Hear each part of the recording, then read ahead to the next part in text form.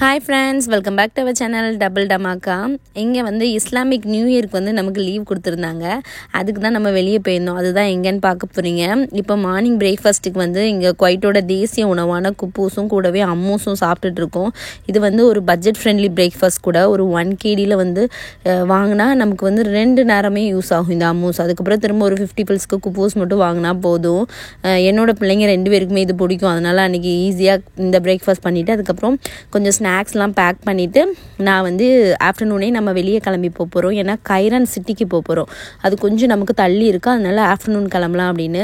இப்போ ஸ்நாக்ஸுக்கு தான் மக்கான் வந்து ரோஸ்ட் பண்ணிகிட்ருக்கேன். இந்த மக்கான் வந்து இப்போ லேட்டஸ்ட்டாக பயங்கர ரேட் ஆகிட்டு ஆல்மோஸ்ட் இது வந்து ஒரு 9 kg போட்டிருக்காங்க. ரேட்டை பார்த்துட்டு நானே அப்படியே ஷாக் ஆகிட்டேன். 1 கிலோ 9 kg அப்படின்னு பார்த்தா ஆல்மோஸ்ட் 2000 rupees வருது. இதெல்லாம் நல்லது அப்படின்னு சொல்லி இப்போ வந்து இதெல்லாம் கொஞ்சம் ரேட் ஆகிட்டு இந்தியாவில் மக்கானா வந்து என்ன ரேட்டுன்னு தெரிஞ்சால் கீழே கமெண்ட் பண்ணுங்கள். அப்படியே கொஞ்சம் சில்லுன்னு மோரும் எடுத்துக்கிடுது. இதே மாதிரி ஓரளவு ஏன்னா நம்ம போகிறது ரோட் ட்ரிப்பு, நடுவில் வந்து எங்கேயுமே நமக்கு ஸ்நாக்ஸ் கிடைக்குமான்னு தெரியல. ஸோ என்னால் எந்தெல்லாம் பண்ண முடியுமோ அதெல்லாம் பண்ணி அப்படியே கொண்டுட்டு போகிறோம். ஹஸ்பண்ட் இன்றைக்கி தான் ஃப்ரீ. ஸோ சிலிண்டர் எடுக்க வேலை எல்லாம் இருந்தது, அதையுமே பண்ணியாச்சு. இங்கே வந்து 750 full சிலிண்டர். நம்மளோட ரோட் ட்ரிப்பை வந்து நல்ல மத்தியான வெயிலில் வந்து ஸ்டார்ட் பண்ணியிருக்கோம். ஃபுல்லாக 2 பக்கமும் டெசர்ட் ஏரியா தான். ஏன்னா லாஸ்ட் வீக் வந்து ஃபுல்லாகவே மண் காற்று தான் இருந்தது. ஸோ அதுவும் நம்ம டெசர்ட்டில் போனீங்கன்னா நீங்கள் பார்த்தீங்கன்னா தெரியும், ரோடுக்குள்ளெல்லாம் மண்ணாக வந்திருக்கு. எங்கேயாவது வேறு கண்ட்ரியில் இருந்தால் நம்ம வந்து ஸ்னோவில் போகலாம். பட் நம்ம இருக்கிறது வந்து கல்ஃப் கண்ட்ரியில். அப்போ நீங்கள் வந்து இதே மாதிரி அவுட்டோர் போனீங்கன்னா மண்ணில் தான் நம்ம வண்டியை ஓட்டணும். ரொம்ப டேஞ்சரஸ் அந்த டைமில் ஓட்டுறது. பட் நமக்கு வந்து அன்னைக்கு வந்து மண்ணு காற்று கிடையாது. பட் லாஸ்ட் வீக் இருந்த மண் வந்து அப்படியே இருந்தது. ஓரளவு கொஞ்சம் தள்ளி போட்டிருந்தாங்க. பட் நைட்டெலாம் அடிச்சுட்டே தானே இருக்குது. ஸோ அதனால் நம்ம ரோட் ட்ரிப் போனோம்னா அங்கங்கே நம்ம வந்து இந்த மாதிரி ஒட்டகத்தை வந்து நல்லா ஸ்பாட் பண்ணலாம். ஃபுல்லாகவே டெசர்ட் ஏரியா தான். எல்லா ஒட்டகமும் வந்து புல் மேய்ஞ்சிட்ருக்குன்னு நினைக்க, இல்லாத புல்லை தேடி அவங்களும் மேய்ஞ்சிட்டே இருக்காங்க. ஒட்டகம் கூட ரொம்ப ஒல்லியாக இருக்க மாதிரியே தெரியுது. ஏன்னா ஒழுங்காக சாப்பாடு கிடைக்கல போல் அதுக்கெல்லாம். அதனால் ரொம்ப ஒல்லியாக இருந்த மாதிரி இருந்தது. போக போக மண் குறையும்னு பார்த்தா மண் வந்து அதிகமாகிட்டே தான் இருக்குது. இந்த இடத்துலலாம் ரோடு ஃபுல்லாகவே மண் தான். ஒரு கொஞ்சோண்டு இடத்துல மட்டும்தான் நாங்கள் வந்து மண் இல்லாத இடமா பார்த்து போயிட்டுருக்கோம். மற்றபடி மொத்த ஏரியாவுமே மண் தான். இது வந்து ஒரு மாதிரி பொடி மண்ணா. இதெல்லாம் நம்ம ஓட்டும்போது ஃபுல்லாக நமக்கு மிரரை இது பண்ணிடும். ஸோ இந்த இடத்துல டிரைவர்ஸ் வந்து டிரைவிங் பண்ணும்போது அந்த மண்ணு காற்றோடு டிரைவ் பண்ணுறது ரொம்ப ரொம்ப ரிஸ்க்கு. இந்த மண்ணு காற்றுலாம் டெசர்ட்டில் தான் அதிகமாக இருக்கும். நம்ம தங்கியிருக்க மங்காஃபரை அது ட்ராவல் ஆகி வரும்போது அதோட வேகம் வந்து கம்மியாயிடும். ஸோ இங்கேயே இந்த ஆடு மேய்க்கிறவங்க, ஒட்டகம் மேய்க்கிறவங்களாம் அங்கேயே சும்மா ஒரு டென்ட் மாதிரி போட்டு தங்கியிருப்பாங்க. அவங்களாம் சர்வே பண்ணுறது தான் ரொம்ப ரொம்ப கஷ்டம். ஏன்னா ஃபுல்லாகவே மண்ணாக இருக்குமா, அது மேலே அடிக்கும், வெளியே வர முடியாது. அதுக்கப்புறம் நிறைய பேர் கண்டெய்னர் மாதிரி தான் தங்குவாங்க. அதுலேயே எல்லாமே அட்டாச் பண்ணி அதிலே தங்கியிருப்பாங்க. எல்லா ஃபெசிலிட்டி இருக்குமானா கஷ்டம்தான். ஸோ இங்கே வந்து ஒட்டகம் மேய்க்க வந்தவங்கலாம் ரொம்ப ரொம்ப கஷ்டப்படுவாங்க. ஸோ அவங்களுக்கு வந்து எல்லாமே பேக்கப் கரெக்டாக இருந்தால் தான் நல்லாயிருக்கும். இங்கே அண்ணனும் தங்கச்சி அப்படின்னு நின்று அந்த ஒட்டகத்தை பார்க்க அவங்க அண்ணே வந்து அவங்க தங்கச்சிக்கு சொல்லி கொடுத்துட்ருக்கான்.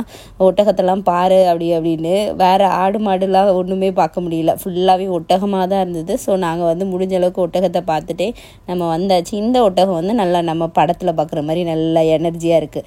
அது கூடவே பக்கத்தில் நின்று கொஞ்சம் ஃபோட்டோஸ்லாம் எடுத்துக்கிட்டோம்.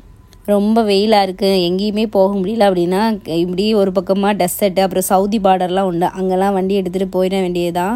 எல்லா ஸ்நாக்ஸும் நம்ம வச்சுட்டு ஒரு லாங் ட்ரைவ் போயிட்டு வரலாம். அப்போ வந்து கொஞ்சம் ரிலாக்ஸ்டாக இருந்த மாதிரி இருக்கும் நமக்கு. வேறு எங்கேயுமே போகிறதுக்கு ஆப்ஷன் இல்லைன்னா இப்படி ஒரு லாங் ட்ரைவ் போகலாம். இப்போ வந்து நம்ம கைரான் சிட்டிக்குள்ளே என்ட்ராயிட்டோம். என்ட்ரானிங்கனாலே கொஞ்சம் தெரியும், கொஞ்சம் வீடெலாம் டிஃப்ரெண்ட்டாக இருக்கும். இந்த போஸ்ட் கம்பம் கூட கலர் கலராக கொடுத்துருக்காங்க. இது வந்து புதுசாக உருவாக்குன ஒரு சிட்டி மாதிரி தான் கைரான். இங்கே ஒரு பெரிய மால் இருக்குது, கூடவே நிறைய குவைட்டி ஹவுசஸ் இருக்கும். இது எல்லாமே பீச் சைடு ஹவுசஸ். அதாவது நம்ம இந்த கேரளாலாம் பின்னாடி அவங்க திறந்த உடனே தண்ணி இருக்கும்ல, அதே மாதிரி இங்கேயுமே கதவு பின்வாசலுக்கு பின்னாடி வந்து பீச் இருக்கும். அந்த பீச்லேயே அவங்க விளையாண்டுக்கலாம். ப்ரைவேட் பீச் மாதிரி அவங்க அதை யூஸ் பண்ணிக்கலாம். அதுக்காக தான் அவங்க வந்து இந்த பீச் சைடு அதே மாதிரி வெக்கேஷன் டைமில் இங்கே வந்துடுவாங்க. இதுதான் நம்ம போக வேண்டிய மாலு. நல்ல பெரிய மாலு, ஒரு மாதிரி நீளமாக இருந்தது. அதுலவே நல்லா பார்க்கிங்லாம் நிறைய இருந்தது. ஸோ நம்ம வந்து மாலுக்குள்ளே வந்தாச்சு. மால் வந்து நல்லா சூப்பராக இருந்தது. பார்க்கவே கூட்டம் வந்து கம்மியாக இருந்தது. ஏன்னா நாங்கள் ஈவினிங் ஒரு 4 வந்துட்டோம், இங்கே ரீச் பண்ணிட்டோமா. ஸோ இனிமே தான் மெதுவாக கூட்டம் வரும். இங்கே ஒரு ஷாப்பில் வந்து கொஞ்சம் ஆஃபர்ஸ்லாம் போட்டிருந்தாங்க. R&B அப்படின்னு அந்த கடையில் கொஞ்சம் ஆஃபர்ஸ் நிறையவே இருந்தது. ஸோ அப்படியே பாப்பாவுக்கு ஹெய்டனுக்கு எல்லாருக்கும் கொஞ்சம் ட்ரெஸ்ஸும் எடுத்துட்டோம். அப்படியே டாய்ஸுமே இருக்காங்க. ஸோ ஆஃபரில் வாங்கணும் அப்புறம் குவாலிட்டியாகவும் வாங்கணுன்னா இந்த R&B வந்து நம்ம பார்க்கலாம். எல்லா மால்லையுமே இதோட பிரான்ச்சஸ் இருக்குது. ஸோ நீங்கள் உங்களுக்கு வேணும்னா கண்டிப்பாக செக் பண்ணி பாருங்கள். அதுக்கப்புறம் இங்கே கூடவே இந்த வெயிலுக்கு ஐஸ் ஸ்கேட்டிங்லாம் நடந்துட்டு இருந்தது.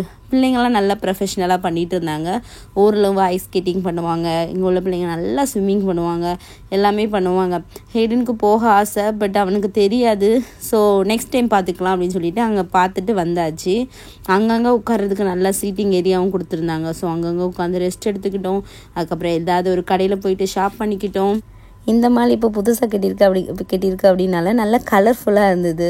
ஒரு மாதிரி யூனிக்காகவும் நிறைய ஃபோட்டோ எடுக்கிறதுக்காக இடம்லாம் வச்சுருந்தாங்க. கலர்ஃபுல்லாக எல்லாரையும் அட்ராக்ட் பண்ணுற மாதிரி இந்த மால் இருந்தது. ஸோ எவ்வளோ சுற்ற முடியுமோ அவ்வளோ சுற்றியாச்சு.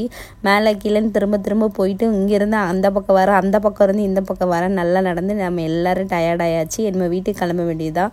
கண்டிப்பாக பசங்க 2 பேரும் வண்டியில் நல்லா தூங்கிடுவாங்க. அதுக்கப்புறமா வீட்டில் போய் நல்லா எனர்ஜியாக விளையாடுவாங்க. ஏன்னா ஆல்மோஸ்ட் 9 ஆகிட்டு இங்கேயே ஃபுட் கோர்ட்டில் டின்னரும் முடிச்சிட்டோம். ஸோ நம்ம வீடியோ ஃபர்ஸ்ட் டைம் பார்க்கிங்கன்னா மறக்காமல் சப்ஸ்கிரைப் பண்ணுங்கள். உங்கள் எல்லாரையும் நெக்ஸ்ட் வீடியோவில் பார்க்குறது வரைக்கும் பை பாய்.